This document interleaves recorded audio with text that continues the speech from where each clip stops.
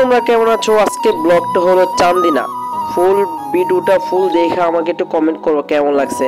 চান্দিনা এসে অনেকটাই ভালো লাগবে। শুক্রবার এসে মার্কেট করতে পারবেন খোলা মার্কেটে।